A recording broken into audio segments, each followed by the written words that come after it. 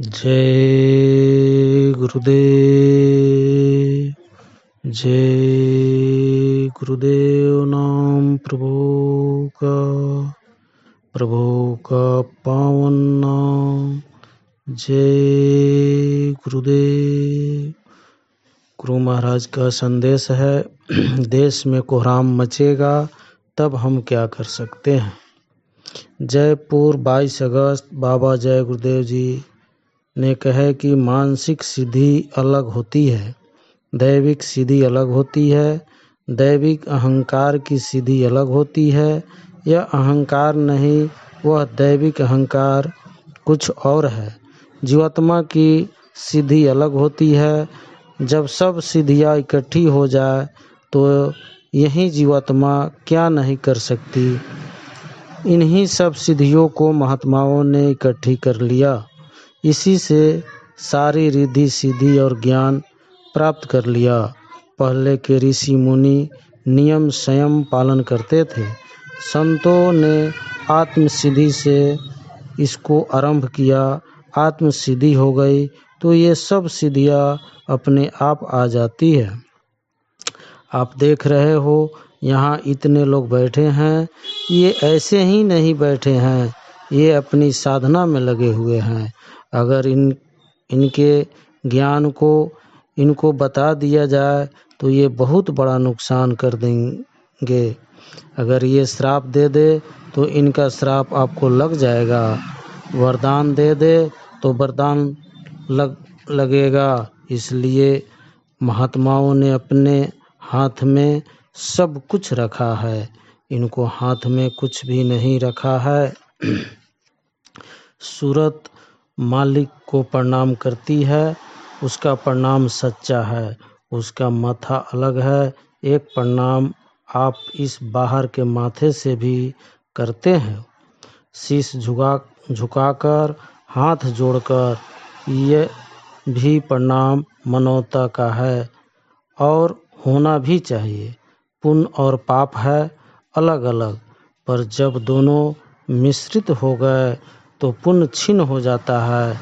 यह किसी को नहीं मालूम। को करे अपराध, को पावे फल भोग।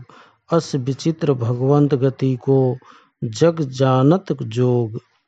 जब तक सूरत सब पर्दों से अलग नहीं होती, सबके चेहरे अलग अलग रहेंगे। चाहे वो लिंग लोक में हो, चाहे कारण और सूक्ष्म लोक में। अगर सबके चेहरे एक हो जाए तो पहचान कैसे सकते हैं ये कौन है। जब सूरत सब खोलों से आज़ाद हो जाती है तब एक जैसी सब रहती है, फिर भी सबकी पहचान है। वह कुछ और लीला है। ऊपर में ईश्वर, गॉड, खुदा, ब्रह्मा, पार ब्रह्मा, प्राकृतिक, महाकाल, ये सब लोग हैं, लेकिन सब अपने अपने घेरे में और दायरे में रहते हैं। और ये सब लोग सतपुरुष का अखंड ध्यान करते हैं। ये लोग सब कुछ नहीं देख सकते, अपने अपने मंडलों के मालिक हैं। जो संत होते हैं उन पर कोई पर्दा नहीं होता। वो जो चाहे देख सकते हैं, जहाँ चाहे जा सकते हैं। उन्हें पूरा पूरा अधिकार है, उनका कोई कुछ नहीं कर सकता। महात्माओं ने जीवों पर बड़े संस्कार डाले, बड़ी मेहनत की। महात्माओं के संस्कार पढ़ते पढ़ते एक समय ऐसा आएगा कि यहीं से बैठे बैठे तुम ध्यान अवस्थित हो जाओगे, स्वर्ग चले जाओगे, वैकुंठ चले जाओगे और इसके ऊपर के लोकों में चले जाओगे। पर अभी तो थोड़ा टाइम है। महापुरुषों की मेहनत से अब जीव इस स्थिति में पहुंच रहे हैं कि उन्हें संत मत की चाह होने लगी है। यही चाह और प्यास इतनी होने लगेगी कि लोगों को दूसरी चीज़ अच्छी ही नहीं लगेगी। यही तो साधना का मार्ग है। देखा देखी बहुत कुछ होता है। देखा देखी पाप, देखा देखी पुण्य। देखा देखी देखते देखते एक अच्छे समाज का निर्माण हो जाएगा। एक अच्छा समाज बनकर खड़ा हो जाएगा। 92 का साल कारण का साल है। इसमें धार्मिक, आर्थिक, सामाजिक, देश विदेश के कारण अच्छाइयों का बना लोगों या बुराइयों का बना लोगों तो कार्य उसी तरह से होगा।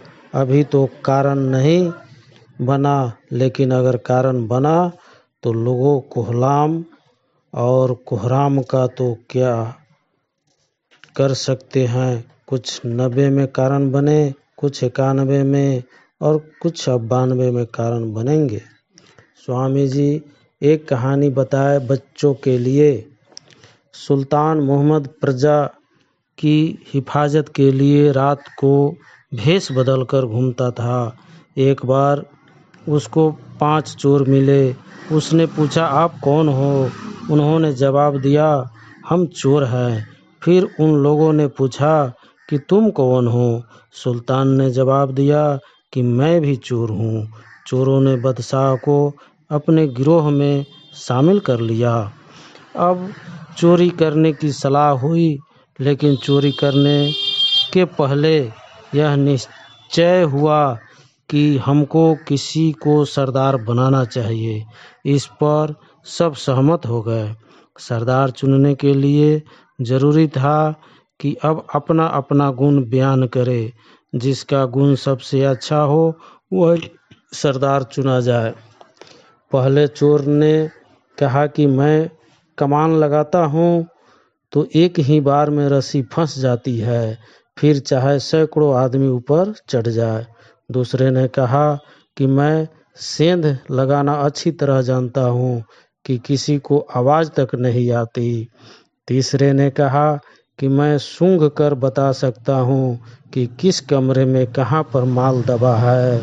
चौथे ने कहा कि मैं कुत्तों की बोली समझ सकता हूँ कि वह क्या कहते हैं। पांचवे ने कहा कि जिसको रात को मैं एक बार देख लूँ, दिन को पहचान सकता हूँ। बादशाह सोच रहा था कि मैं क्या बताऊँ। जब सारे चोर अपनी अपनी विशेषता बता चुके, तब बादशाह ने कहा कि मेरी दाढ़ी में यह विशेषता है कि अगर कोई फांसी पर चढ़ रहा हो तो मेरे दाढ़ी हिलाने पर वह आज़ाद हो जाएगा। चोरों ने जब बादशाह का यह गुण सुना तो उसका अपना सरदार बना लिया। घूमते घूमते सब बादशाह के महल के पास पहुँचे। यह सलाह हुई कि आज महल में चोरी की जाए। मजबूरन बादशाह भी मान गए। जब सब महल की तरफ चलने लगे तो एक कुत्ता भौंका। चोरों ने चौथे से पूछा कि यह कुत्ता क्या कहता है। उसने जवाब दिया कि कुत्ता कहता है कि इनमें से एक बादशाह है। सब हंस पड़े और बादशाह भी हंस पड़ा। महल में पहुंचकर पहले चोर ने कमान लगाई तो तुरंत लग गई। सारे चोर और बदमाश बादशाह ऊपर चढ़ गए। दूसरे ने सेंध लगाई, तीसरे ने सूंघ कर खजाने का पता बता दिया। सबने हीरे जवाहरात मोहरों की गठरी बांधी और नीचे आ गए और अपनी जगह पहुंचकर चोरी का माल बांट लिया। फिर अपने अपने घर को चले गए। अगले दिन बादशाह ने सिपाही को भेजकर चोरों को पकड़वा लिया और फांसी का हुक्म दे दिया। जब सब चोर फांसी पर चढ़ने के लिए आए तो पांचवें चोर ने कहा कि बादशाह सलामत, आप दाढ़ी हिला दो। हम सब सच्चे दिल से वादा करते हैं कि आज से चोरी का पेशा छोड़ देंगे और अपने आप को हुजूर की सेवा सारी उम्र पेश करते हैं। बादशाह को दया आ गई और उसने दाढ़ी हिला दी। सारे चोर की हथकड़ियाँ बेड़ियाँ काट दी गई और वे आज़ाद कर दिए गए। तो बच्चों, वह परमात्मा अपने धाम को छोड़कर इस दुनिया में इंसान बनकर आता है और हमारी चोरी, ठगी और बुरी आदतों को छोड़ने की शिक्षा देकर हमारे गुनाहों को माफ़ कर हमारी आत्मा को पाक साफ कर देता है। जय गुरुदेव, जय गुरुदेव। करहु विचार सुजन मन माही। गोस्वामी जी ने एक बात रखी कि नाम लेने से भावनाओं का सागर सूख जाता है। तो हे बुद्धिमानों, फिर से सोचो, विचार करो कि वह नाम है क्या। उत्तर तो सभी महापुरुषों ने अपने अपने तरीके से दिया है। महात्माओं के प्रश्न का जवाब हम अज्ञान इंसान क्या दे सकते हैं, पर वो इसलिए पूछते हैं कि हमारी बुद्धि थोड़ी जागरूक हो, कुछ सोचे विचार करे और विवेक जागे, तभी महापुरुषों की बात समझ में आएगी। गुरुवाणी कहती है, नाम के धारे खंड ब्रह्मांड। रैदास जी ने कहा कि ना ही छूटे नाम रटन लो लागी। स्वयं गोस्वामी जी ने समझाया कि राम ना सकहि नाम गुण गाई। कहने का मतलब यह कि नाम कोई बहुत बड़ी शक्ति है। वह नाम जब मिलता है, जब कोई संत सतगुरु की प्राप्ति होती है, जब संत की बात चली, तो मुझे एक बात याद आ गई कि दिल्ली के पत्रकार सम्मेलन में एक पत्रकार ने बाबा जय गुरुदेव जी से पूछा था कि संत लोग ही तो राम मंदिर बनवाने की बात कर रहे हैं, बाबा जी ने तो सब कुछ समझा दिया, फिर भी हम कुछ कहने की दृष्टांत करते हैं।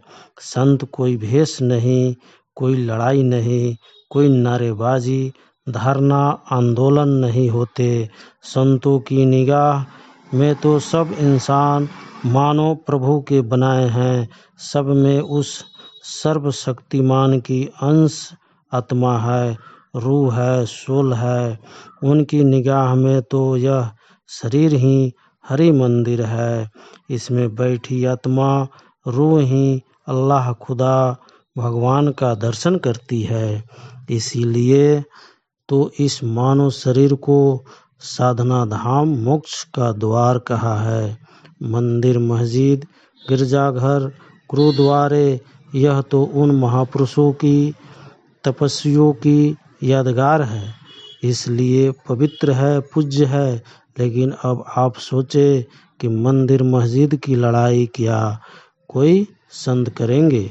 उनकी निगाह में तो मनुष्य की जाति सब एक पहचानो। इसीलिए तो गोस्वामी जी महाराज ने कहा, सियाराम मैं सब जग जानी, करो प्रणाम जोड़ी जुग प्राणी। बाबा जी ने इतना स्पष्ट रूप से समझाया कि अयोध्या की समस्या तो कहाँ के स्थानीय लोगों की है, क्योंकि उन्हीं को वहाँ पूजा करनी है और नमाजें अदा करनी है। दिल्ली लखनऊ से तो कोई जाएगा नहीं वहाँ पूजा नमाज करने। लेकिन नहीं, बाबा जी की बातों को अनसुनी करके बाहें समेटने की राजनीतिक कि हम देख लेंगे, क्या देख लेंगे? प्रांत देख रहा है केंद्र फतह कैसे हो, केंद्र सोच रहा है कि पूर्ण बहुमत कैसे हो। रोज ही अखबारों में फ्रांस की खबर छपती रहती है। आपको तो अब सब कुछ सोचना ही होगा। आर्थिक, सामाजिक, राजनीतिक और धार्मिक उथल पुथल के वक्त में कोई न कोई आधार आपको लेना ही पड़ेगा। अब बिना आधार के आप बच नहीं सकते हैं। जो परिस्थितियाँ आज सबके सामने आ खड़ी हुई है, उसके जिम्मेदार एक नहीं, दो नहीं, देश का प्रत्येक नागरिक ही है। आज़ादी का गलत अर्थ हो गया है। सब आज़ाद हो गए, सारी सीमाएं तोड़कर सब लोग चौराहे पर आकर खड़े हो गए और चीख पुकार मच गई। होशियार लोगों ने अपना उल्लू सीधा करने के लिए रोज रोज नए नए नारों, नए नए विवादों और समस्याओं के झाड़ झंखाड़ पैदा कर दिए। जनता जनार्दन उसमें उलझ कर रह गई और अखबारों ने देश को खोखला कर दिया और देश को कर्ज के भार से इतना दबा दिया कि फिर से गुलामी की बेड़िया भारत के पैरों को बांधने वाली है।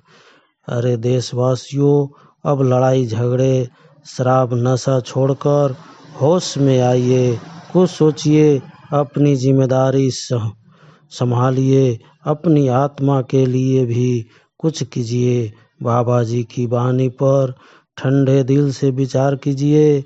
बाबा जी की पूरी बात आकर एक बार सुन लीजिए। वक्त की मांग को नज़रअंदाज मत कीजिए। हमारा आपसे सादर निवेदन है।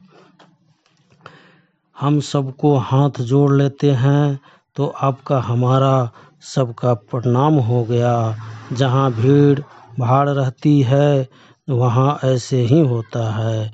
अकेले में हो आप कुछ कर सकते हो, जब भीड़ आती है तब ऐसे प्रणाम किया जाता है।